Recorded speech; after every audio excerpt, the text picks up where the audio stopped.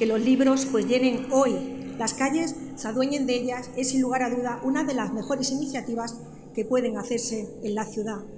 40 años disfrutando de la primavera y los libros, de los libros y también los niños, y ayudándonos a descubrir a estos placeres que, como les decía, supone la lectura. Felicitémonos por los 40 años sacando la cultura a la calle y ponerla al servicio y al cuidado de todos. Y felicitémonos también todos porque a lo largo de estos años han pasado por la ciudad y hoy tenemos una muy buena muestra de ella, pues los grandes escritores, los poetas, novelistas, periodistas, impresores o libreros. Ha sido el lugar donde han llegado muchas de las plumas, escritores que estos días nos acompañarán y donde pues también tienen cabida los de nueva generación. Y desde donde hace 40 años ya veníamos algunos a comprar de la mano de nuestros padres, de nuestros abuelos, esos libros, y muchos de aquellos niños hoy pues presentarán sus obras en unos días. A lo largo de estos 40 años, la Feria del Libro, con sus encuentros, desencuentros, vicisitudes, interrupciones, cambios de ubicación, Avenida de Huelva, Parque de Castelar, Plaza de San Antón, o este tan acertado ya por fin Parque de San Francisco, ha sido y ha ido consolidándose como la cita literaria más importante del suroeste ibérico. Gracias a todos los que lo hicieron y continúan haciéndolo posible. Yo quiero aprovechar para recordar a dos personas que este año nos dejaban y que siempre mostraron su sensibilidad hacia la cultura, potenciándolo y creando estos espacios literarios. Me refiero y quiero recordar a nuestro alcalde emérito Miguel Cedrán y también los dos queridos y a la querida compañera y concejala de Cultura, Consuelo Rodríguez Pires. Ellos hicieron también que con su trabajo, su compromiso, su empuje, pues consiguieron poner a Badajoz en el centro del panorama literario y cultural. Gracias a ti también, alcalde. Gracias, Fran, por este apoyo incondicional y por conseguir que la cultura siga avanzando y sea nuestra seña de identidad y el alma de la ciudad. Y a todos ustedes pues quiero darle la bienvenida a esta tarde de libros. Hoy la ciudad huele a ese característico olor que tienen las páginas de un libro nuevo, recién comprado. Y es maravilloso, como les decía, encontrar esos libros en la calle. Ojalá pudieran quedarse siempre. De nuevo, este parque se convierte en este espacio de la lectura y nuestras vidas pues reclaman, yo creo que más que nunca, encontrarnos después de la pandemia con el tacto y con esa experiencia física que es tocar los libros y tener pues la lectura cerca y acercarnos a cualquier rincón de la plaza para disfrutar de ese momento. Esa lectura y la emoción también de la presencia de escritores consagrados, como nuestro querido Luis, o también de algún recién llegado que vendrán, youtubers o poetas en la red. Junto a ellos nos vamos a contagiar seguro de hacer las compras y hoy ha sido una muestra de ello, hacer esas colas a pesar del calor para conseguir pues esa dedicatoria o un selfie con nuestro autor favorito. El Paseo de San Francisco, como ven, se convierte desde hoy hasta el 6 de junio en la gran plaza de las letras, donde la literatura pues impregna todos los espacios. Hoy pues queremos hacer y llevarnos un habitante nuevo, que es ese libro debajo del brazo, hacia nuestra casa. Los libros que queremos poseer, oler, degustar o disfrutar y también saborear. Una oferta literaria que se completa con la recién inaugurada muestra de la exposición bibliográfica que organiza el Ayuntamiento de Badajoz con la Unión de Bibliófilos Extremeños, gracias Matilde, presidenta, que este año se ha centrado en esa cocina impresa, la colección particular del bibliófilo y gastrónomo Julio Yuste. Esos libros que han dado una buena muestra cómo alimentan el alma. Una segunda exposición también podrán disfrutar, en este caso en el Archivo Histórico Municipal, denominada Badajoz en los libros y los libros en Badajoz, esos documentos del siglo XVI al XIX. El libro demuestra una vez que ha superado la prueba del tiempo y ha demostrado ser un corredor de fondo. O la muestra de un carácter más didáctico, quizá juvenil, la inaugurada ayer en el Museo de la Ciudad sobre el arte en la historia del cómic de Estrébeo. Junto a ello, más de medio centenar de presentaciones de libros, las firmas por los autores, conferencias, música, como el concierto que acaba de ofrecer Mili Vizcaíno, y otras actividades dirigidas a ese público infantil que, aunque este año no pueda visitarnos con sus centros escolares por temas de la pandemia, son sin lugar a duda y siguen siendo los grandes protagonistas de estas ferias.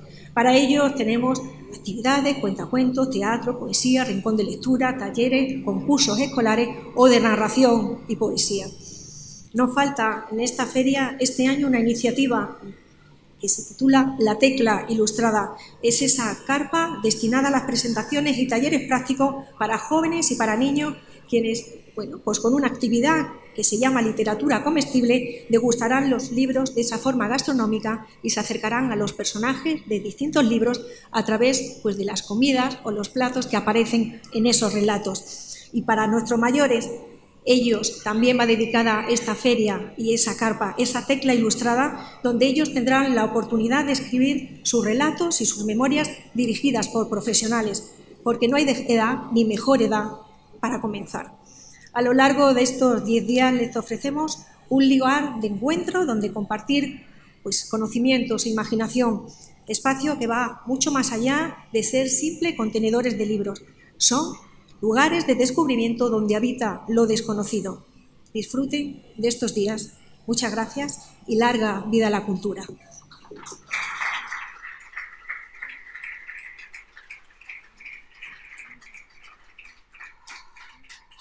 A continuación tendrá la palabra el alcalde de la ciudad, Francisco Javier Fragoso Martínez. Querido Luis, querido pregonero, querida Paloma, queridos compañeros de corporación y autoridades que nos acompañáis, me vais a permitir que una intervención un pelín, no mucho más larga de lo normal, pero un pelín, porque sin duda para mí el poder inaugurar la 40ª edición de la Feria del Libro y la que posiblemente sea, pues, mi última intervención en un acto cultural como alcalde de la ciudad, pues sí me gusta compartir con vosotros alguna reflexión alrededor de la cultura, pero no le voy a robar mucho más allá de un par de minutos a Luis, que es nuestro pregonero y al que todos, sin duda, es al que hemos venido a ver, a escuchar y a disfrutar. Mirad, la cultura es el cielo azul abierto y transparente bajo el que se suceden las más diversas representaciones creativas y artísticas. La cultura necesita de espacio, de amplitud, de miras, de libertad, de frescura, para que fluyan las imágenes, las ideas, los argumentos y las técnicas más sencillas o más complejas que puedan abrir de par en par las puertas de nuestra mente, alimentar las almas, siempre hastiadas por la mediocridad, siempre necesitadas de trascendencia. La cultura es el paraguas poderoso e infranqueable que nos protege de la lluvia ácida en que se convierte en algunos espectáculos televisivos, ciertas recreaciones sin sentido, demasiados lugares comunes y aberrantes postureos intelectuales. La cultura no habita en eruditos salones ni en tertulias exclusivas, no es la suma de quienes firman un manifiesto ni la multiplicación de quienes, creyendo cultura, fabrican muletas artificiales que den relumbre a vidas y obras que no superan la bendita locura de emocionar. Son cultura los lenguajes originales de la genealogía de la performance de Marina Abramovic, recientemente premiada con el Premio Princesa de Asturias de las Artes, los reflexivos poemas de Faustino Lobato o las aventuras literarias de Gil Soto o el teatro de Murillo, la genialidad de nuestro flamenco, de esa impoluta herencia de Porrina de Badajoz, que recogieron artistas como Domingo el Magdalena, La Caíta, Esther Merino, y tantos que aparecen por el escenario de nuestra Plaza Alta, o la voz y la música de otra galaxia de Gene García. La cultura es Georgia O'Keeffe, que actualmente tuve el otro día la oportunidad, que en una visita al Senado, de visitarla en el Museo Thyssen, o los artistas del casco antiguo, las publicaciones de Abismos del Suroeste, o el último premio Primavera de novela, la singularidad de Aristas Martínez, o las imágenes de Jesús Gutiérrez, de Vicente Novillo, de José María Ballester, de Miguel Ángel Rodríguez Plaza, o de cualquiera de esos talentos reunidos en torno a la agrupación fotográfica extremeña. La técnica de Emilio Jiménez, o aquellos que posiblemente se inspiraron en el reporterismo de capa en el costumbrismo cacereño de Smith o en la vida tal cual de Duasno. Es cultura la trayectoria de Ramón de Arco o de Pérez Espacio, la singularidad de Gamero Gil o la expresividad de Estanislao García Olivares o el maestro Luis, el recuerdo de Totó Estirado o el arte que cuelga las paredes del MEIA o del Museo de Bellas Artes. Son cultura todos los creadores jóvenes que con el impulso de los premios Java han desarrollado su capacidad en Badajoz para enriquecer nuestro patrimonio del alma.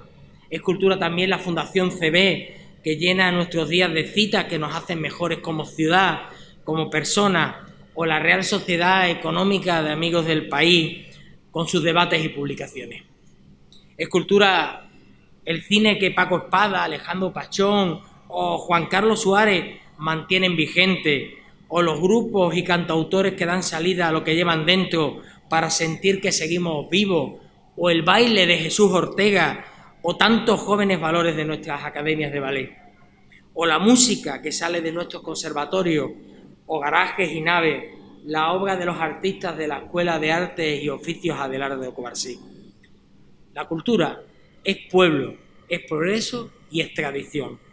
La cultura es búsqueda, investigación, perfeccionamiento, seducción.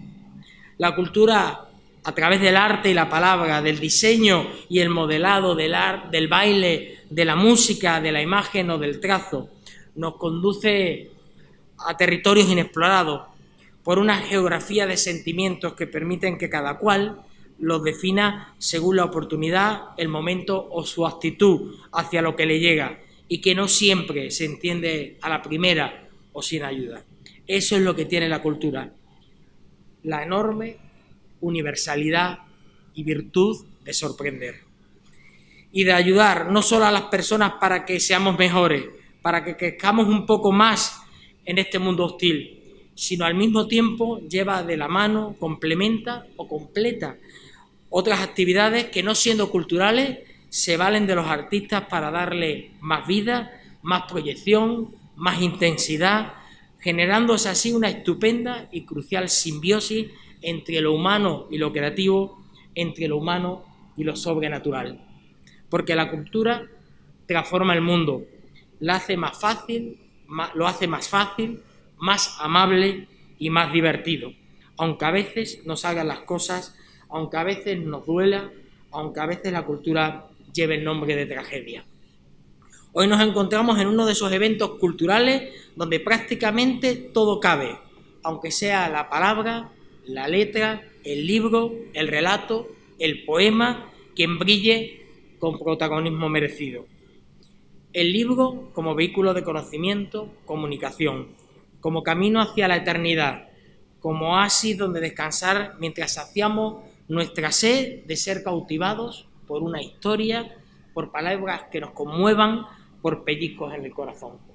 El libro como faro, como guía, y la lectura como el mejor instrumento para el aprendizaje y la convivencia.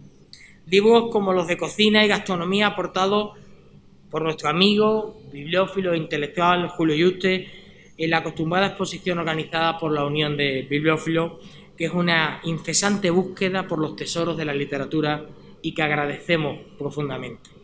Libros como los de nuestro pregonero, Luis Landero, paisano de Alburquerque, escritor universal, que con su cuidado uso del lenguaje nos ha conducido por libros geniales, desde aquel primer juego de la Edad Tardía, que la crítica y los lectores acogieron como una obra de arte, hasta el reciente El huerto de Emerson. Profesor, articulista, guitarrista en tiempos jóvenes, pero más que nada un hombre que escribe, un novelista del que solo se leen y escuchan elogios y que estamos deseando tener en la Feria del Libro de Badajoz. Si yo algún día, hace muchos años, pude soñar ser alcalde de mi ciudad, si algún día pude soñar tener la oportunidad de inaugurar la 40ª edición de la Feria del Libro, no os quepa la menor duda que soñé con que Luis Landero fuera el pregonero de los mismos. Tienes la palabra. Buenas tardes, casi noches. Y bueno, primero las gratitudes, claro. Muchísimas gracias al Ayuntamiento de Badajoz por haberme invitado a un acto que para mí es sumamente emotivo. Bueno, por razones que ya podemos imaginarnos todos, ¿no? Volver a mi tierra, volver a reencontrarme, ¿no?, con los míos. Muchas gracias al alcalde, a Francisco Javier, a Fran. Muchas gracias por tus palabras tan bonitas, tan generosas. Bueno, ha sido un gusto realmente. Paloma, muchas gracias. También, cómo no. Bueno, que es... Y bueno, y por supuesto, muchísimas gracias a vosotros, que al fin y al cabo sois los protagonistas de la feria, porque los lectores son los verdaderos protagonistas, ¿no? Bueno, pues hace más de 2 años que no vengo a Extremadura, es decir, a mi tierra, o para ser más preciso, a la tierra donde nació y creció el niño que yo fui, porque yo soy de los que creen que nuestra verdadera patria es la infancia. Y creo también que el niño que fuimos va con nosotros ya para siempre en el camino de la vida. En unos más y en otros menos, pero creo que la infancia es para siempre. Algo de ella perdura en nuestro corazón para los restos. Yo pienso que el escritor, o al menos el escritor que yo soy, es alguien que ha prolongado en secreto su infancia y que ha decidido hacer novelas porque esa es su manera de seguir jugando, de que el niño siga viviendo con nosotros. Como para tantos, también para mí la infancia fue la mejor época de mi vida. De niño se vive solo en el presente. No existe la nostalgia del pasado ni la amenaza del futuro. El niño vive en la plenitud de cada instante. Y además vivimos entregados a la tarea más portentosa que pueda existir, descubrir el mundo. Todo nos maravilla y todo nos asombra, porque todo en la vida está por estrenar. La infancia es la edad de los hallazgos perdurables. Las primeras experiencias son fundacionales y sirven para siempre. La primera vez que tenemos un pájaro vivo en las manos, la primera vez que subimos a un árbol, que mordemos una fruta, que dormimos bajo las estrellas, que vemos un tren o una película, que escuchamos el estruendo de una banda de música. Por otra parte, nuestros mayores nos protegen y nos quieren. También existe, como no, la tristeza y el miedo, la mágica angustia de la infancia, de la que hablaba Antonio Machado, porque también esos sentimientos forman parte del mundo. Cuando yo era niño, mi padre me decía a menudo que la vida era breve, que el tiempo volaba. Mi padre estaba obsesionado con el paso del tiempo, pero a mí aquello me parecía absurdo. ¿Cómo iba a ser breve la vida? ¿Cómo iba a volar el tiempo si los días eran interminables y daban para hacer tantas y tantas cosas? Porque los niños viven con tanta intensidad cada momento que es verdad que el tiempo para ellos es muy largo. Después, cuando la costumbre y la monotonía empiezan a regir nuestras vidas y cuando ya no se vive con tanta intensidad, entonces es cuando el tiempo empieza a pasar deprisa, cada vez más deprisa, sin dejar apenas huella en la memoria. De niño, además, uno no conoce la muerte, o al menos la muerte es algo que a uno no le incumbe, y vive como en la eternidad del presente. Ya se sabe, de niños somos inmortales. Y sin embargo mi padre tenía razón, como la tenía Jorge Manrique en sus famosas coplas, y como todos podemos comprobar cuando acaba nuestra juventud, y no digamos cuando alcanzamos una edad, como en mi caso, que empieza a ser ya venerable. ¿Cómo pasa el tiempo? Como dice el tango, pensar que es un soplo la vida, que 20 años no es nada, ni 20, ni 30, ni 40, y no sigo porque parece que fue ayer, cuando a pocos kilómetros de aquí corría con mis amigos por las calles del pueblo y salíamos al campo y no parábamos de correr, porque los niños, como bien se sabe, no se cansan nunca. Les ocurre como a Don Quijote, que, como decía Luis Cernuda, no se cansaba nunca de vivir. Gran cosa es esa, no cansarse nunca de vivir. Don Quijote iba a sus aventuras y nosotros íbamos a las nuestras, es decir, a nidos, a grillos, a ranas, a lagartos, a higos o a membrillos. Y tampoco nos cansábamos de vivir. Y así, corriendo, no sé cómo, fuimos dejando atrás la niñez y la sabia inocencia de entonces, y el tiempo empezó a volar. Y aquí estoy ahora, muchísimos años después. La vida es muy rara y el tiempo es un misterio, quizá porque la memoria retiene apenas una ínfima parte de lo vivido. ¿Qué hice yo, por ejemplo, cuando tenía 36 años, 11, 52? A pesar de que esos años fueron vividos día a día, minuto a minuto, con sus múltiples sucesos, con sus momentos de exaltación y de hastío, con toda la urdimbre de pequeños episodios de que está hecha la existencia, a pesar de eso, apenas recuerdo nada concreto de esos años. Todo prácticamente ha sido borrado por el olvido. Sí, el tiempo es un misterio. A veces las horas son muy largas y los años muy cortos. Pero de un modo o de otro, mi padre tenía razón. Al final, la vida siempre es breve. Homero lo dejó dicho de una vez por todas. Como las hojas de los árboles, así las generaciones de los hombres.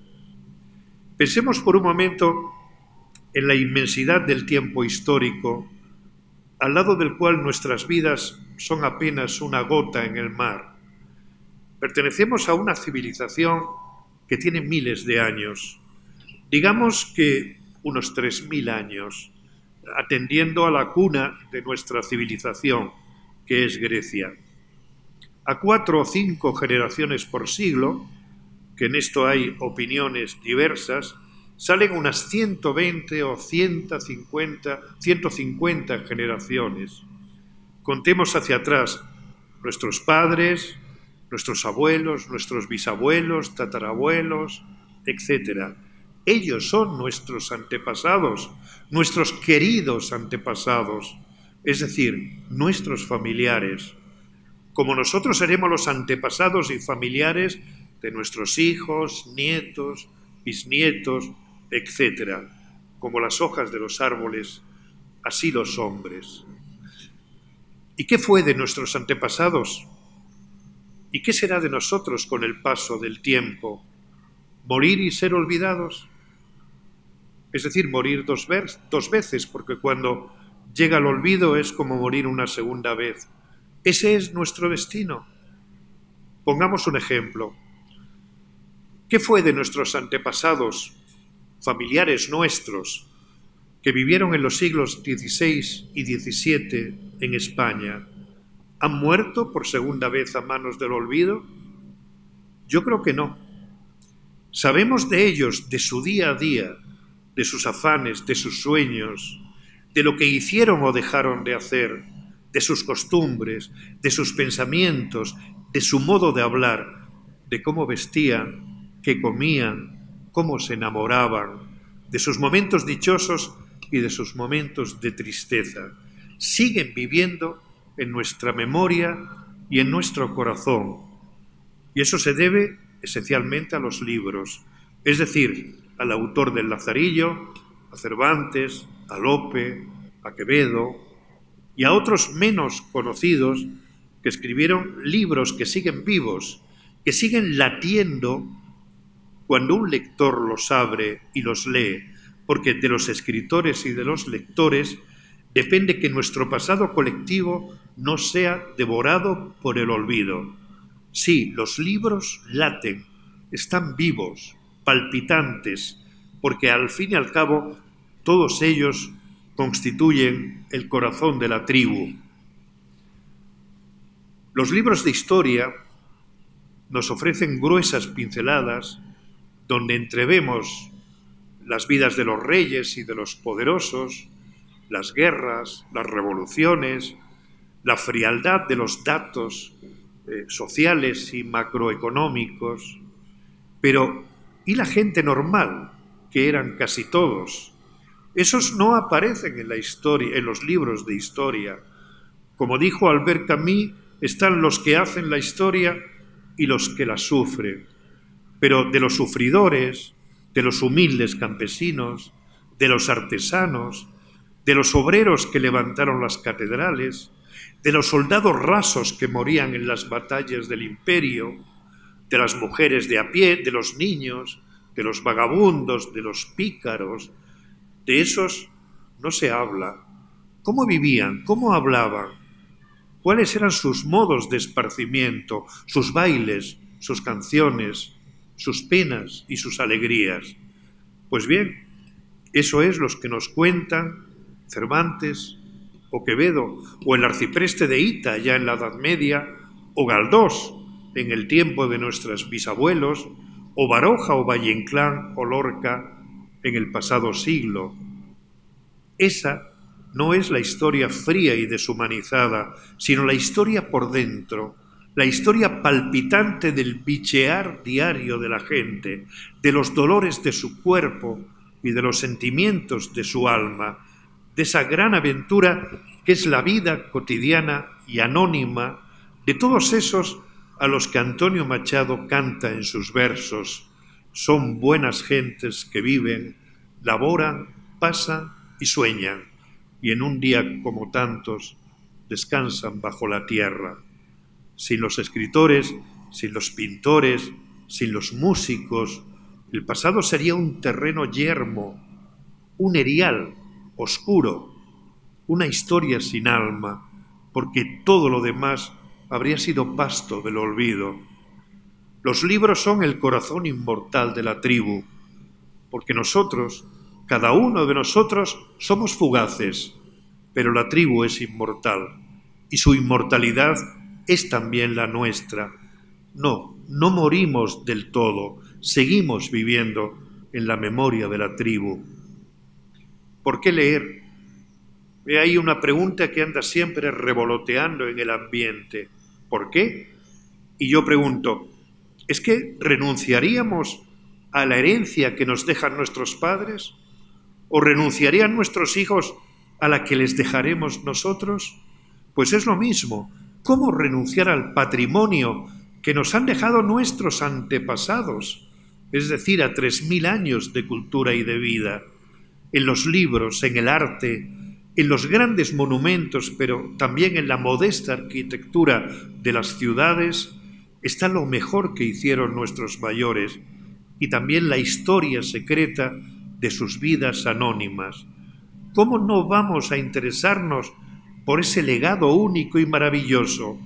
Tan ignorantes o tontos somos como para renunciar a ese enorme tesoro, el más valioso que se puede imaginar.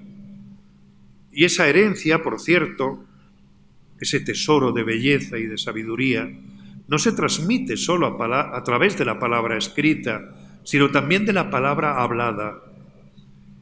Yo he contado muchas veces que nací en una familia campesina. Mis padres, mis abuelos, mis tíos, mis primos, todos sin excepción, eran campesinos. Como mucho, habían aprendido en la escuela a leer, a escribir y a echar las cuentas. Todo de un modo muy elemental, claro está. Algunos eran analfabetos. En ninguna de mi familia había libros. Yo los libros no los conocí de niño. Todos en mi familia y fuera de mi familia, sin embargo, respetaban la cultura, respetaban a los maestros, respetaban el saber y se esmeraban en hablar lo mejor que sabían y en comportarse con dignidad y educación. Pocas veces he conocido gente tan digna y tan educada y tan discreta como los viejos campesinos. ¿Eran incultos? Desde el punto de vista de la cultura académica, sí, Pero desde el punto de vista de la cultura popular y de la cultura campesina, no, de ningún modo. Mi abuela Francisca, por ejemplo, era completamente analfabeta. Recuerdo que cuando yo vivía con ella, para ir a la escuela, a veces cuando venía una carta, teníamos que ir, yo iba con ella a casa de una vecina que se la leyera. Y siempre me decía, a ver si tú aprendes a leer pronto, porque da mucha vergüenza esto de no saber leer y de tener que ir a casa de los vecinos a que te lean las cartas. Pero mi abuela no era en absoluto analfabeta, en absoluto. No era en absoluto inculta. Analfabeta sí era, inculta no. Había recibido, y ella lo había atesorado, con fervor y talento, el legado de sus antepasados, porque así de un modo oral se transmite la cultura campesina de padres a hijos, de generación a generación, para que de ese modo no se pierda el caudal de sabiduría y de experiencia acumulado durante siglos. La cultura campesina es una cultura milenaria y que no está escrita y que por eso está condenada a desaparecer si es que no ha desaparecido ya, lo cual es una pérdida mucho mayor que el incendio de la Biblioteca de Alejandría. Y el vacío que esa cultura está dejando es enorme. Es la mayor catástrofe cultural del siglo XX, según han dicho voces autorizadas. Menos mal que hay libros, pensemos, por poner un nombre, en Delibes, en Miguel Delibes, que han dejado testimonio de ella.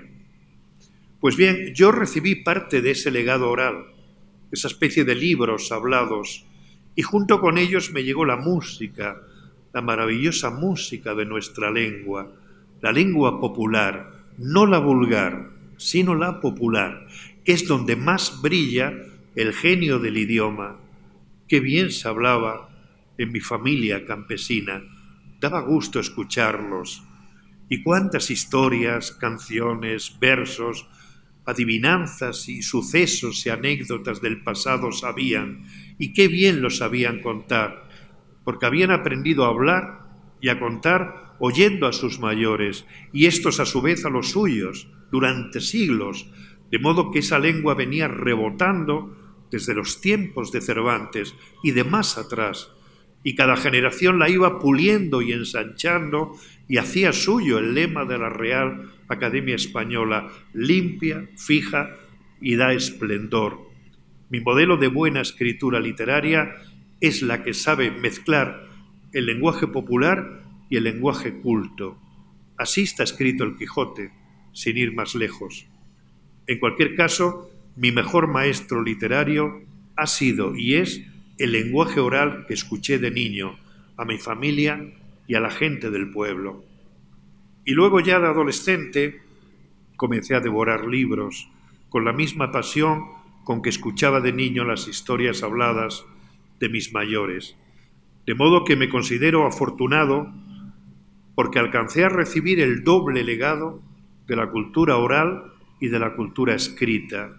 Una y otra me han regalado 3000 años de cultura, es decir, la memoria de la tribu a la que pertenezco.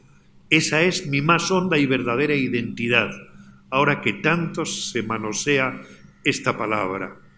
Sin esa memoria no somos nada, somos huérfanos abandonados a la intemperie de la actualidad, donde casi todo es simpleza y palabrería. ¿Para qué leer? Alguna vez he dicho, y me gusta repetirlo, que leer tiene la ventaja de la cigarra y de la hormiga. De la cigarra porque permite cantar placenteramente, y de la hormiga porque al mismo tiempo acumulamos un poco de sabiduría para los días desapacibles y duros del invierno. Eso nos regalan los libros, placer y sabiduría. Puede haber un regalo mejor. Feliz Feria del Libro y muchas gracias.